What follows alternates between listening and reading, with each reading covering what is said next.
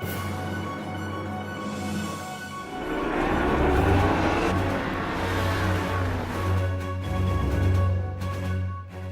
and welcome to this week's report on what I've been doing with my life. It's very entertaining this time. I have like 5 things to tell you about, which is pretty dang good and I'm happy with, so I'll take it. Starting off, we can talk about books. The first book that I read since I last told y'all, I'll give you one guess. It's an Amelia Peabody Emerson book. Yay! It's called Lord of the Silent, and it's the 13th in the series. And you know, sometimes I get a little self-conscious about the fact that I'm telling you just that I'm reading the next book in this long list of a series. But you know what? It's okay, because I've read 13 of these books, and I'm not tired of it yet, so you can't be tired of the fact that I've told you I've read like 4 of them. So we're okay. The next one, this is different though, exciting. I read The Clockmaker's Daughter by Kate Morton. She's on the list of New York Times bestsellers, and she has several books that she's written. They're really, really intriguing. This is the second of her books that I have read. The first one was called The Secret Garden. And what I found about her writing style is that she draws from the supernatural and reality of life and kind of mixes them hand in hand. Blurs the lines a little bit about what's real and what's not, and makes you question it, or just elevates normal life to more of a fanciful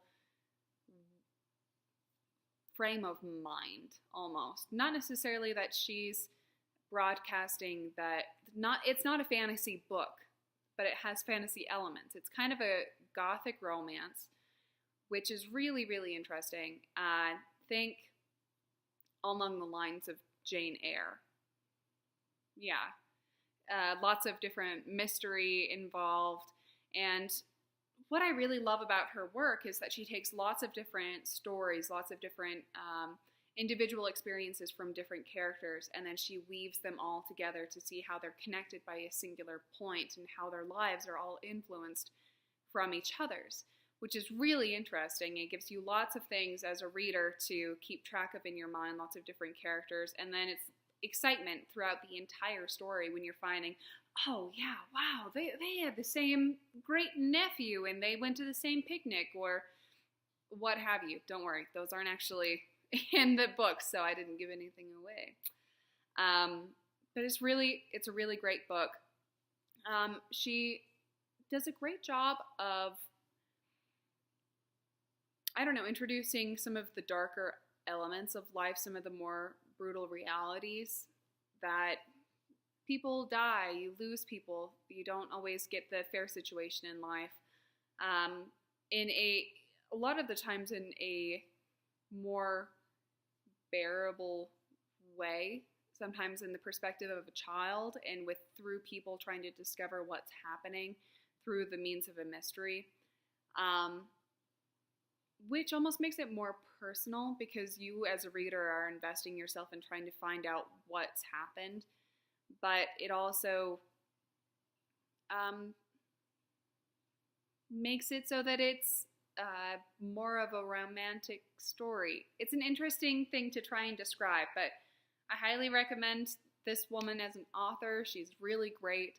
It's a great read. Secret Garden, which I read a long time ago, and Clockmaker's Daughter, which I just finished. Both really, really great. Next, I did a couple of things that scare me. Yeah. One, I cut my sister's hair. Not, you might think, like just a trim, because that's a fairly normal thing to do, especially with little siblings. Like when she was little, I would like trim up her bangs or something along the lines, or it was getting too long, so you just trim it. No, we're talking 5 inches off of her hair. she has been wanting to cut her hair for a really long time, but she was in a play, and one of the basic rules of being in a play is that you don't cut your hair while you're in a play. You leave it exactly the way it is in case anybody wants to do something with it. So she just finished with a play and has been wanting to get her hair cut and was getting frustrated about the fact that we hadn't made an appointment yet. And so on the way home, she was just like, man, I just want my hair cut so bad. I'd let you do it. And I'm like, really? Intriguing. And when I told her that I would, she didn't think that I was going to take it seriously. And just it became more of a plan instead of an idea like that, which is kind of interesting. And the slightly scarier part about this is that we didn't get Mom's full approval. Like, we told her that we wanted to do this, and she said, absolutely not. That's insane. But then she kind of gave her half permission. So it's like, we mostly had permission to do it, but we kind of didn't at the same time. You probably all know that same thing that your mom does. But it turned out really well. It was super long, cut about 5 inches off, and it looks good. She's happy. I'm happy. Next, I bought a car. For those of you who don't know, right before I graduated from college, like graduation day, I got rear-ended on the freeway in my old RAV, and that was rather traumatic. And then I got home, got the car fixed, and then just a couple days after I got the car fixed, I got rear-ended again, like twice in under 2 months, which is just really uncanny luck. It's just really one of those, of course, moments. And the insurance company said that the cost of the damage was 70% of the value of the car and wasn't going to fix it. So they took my baby away, and I've been carless, like without my possession of my car, since midsummer. And it wasn't that big of a deal because my wonderful grandmother, she has an old minivan that she's been letting me use, which has been really helpful. And I spent my fall in Nepal as well and didn't really need a car then. So it's been a couple of months that I've been actively driving the van, and I've been rather eager to have my own car again. And so, thus, we come to the buying a car. I test drove a lot of different vehicles. I did Hondas and Subarus, Toyotas, looked at some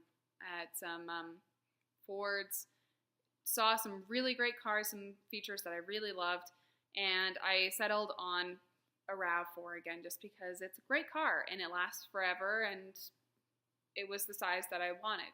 So I found 2 models that were really comparable at 2 different dealerships and started playing the game, because buying a car is a game and it's great. And tried to pit the dealers against each other to get the best price. And I don't like playing games. I prefer to be more straightforward in deals, but you know what? That's just the way that this process goes. But I did the bargaining by myself, and I was just really proud of the fact that I handled most of the transactions. I had a little bit of help with everything from my parents because it was my first time buying a car. But I handled most of it, and I got the price that we got because of the research that I did and the work that I did. And so, something scary because it's a huge purchase. It's a huge purchase to have a car, and it's a huge commitment as well. So there we go. I did that. Woohoo! And it's great. I love my car. I am extremely lucky, and I can't wait to drive it all over the place. Finally, I did one other thing. I saw a show, and I saw a National Theater live production of King Lear. Now, what this is the National Theatre is a theatre in London. That's phenomenal. I've had the wonderful pleasure to be there and to see a couple of shows there, and they just do a really great job. But they video record the production, and then they make it available for people all over the world. You either go to your local theater, like a movie theater or a play theater, and they show the recording there. They sell tickets and you go and watch this whole production, and it's really amazing. It's an effort to make national theater available to everyone. So this specific show was King Lear, and Sir Ian played King Lear, which makes sense. And it was just really great. It's just really impressive, the acting abilities of the British. They have a way with their words, especially with Shakespeare.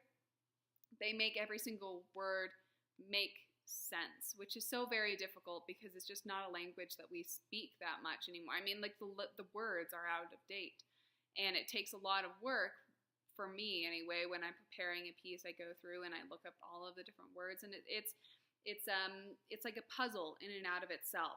And they solve the puzzle for you every single night, which is really, I think, impressive. It takes a lot of work, and it's something that you can really see the difference when you see it. Yeah, it was phenomenal. The characters they created were grounded and so meticulously made. But there you go, I'm geeking out over Shakespeare, and I could probably talk about it a lot more. So, I'm not going to, because I think that very few people care about that but myself. So that's it.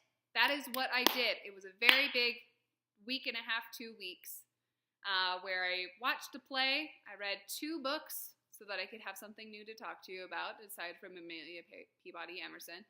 Did I say that enough? Remember, Amelia Peabody Emerson. Anyway, and then I did 2 things that scared me, which is good because those ones are hard to accomplish a lot of times. And that's it, ladies and gentlemen. Here we go for another week.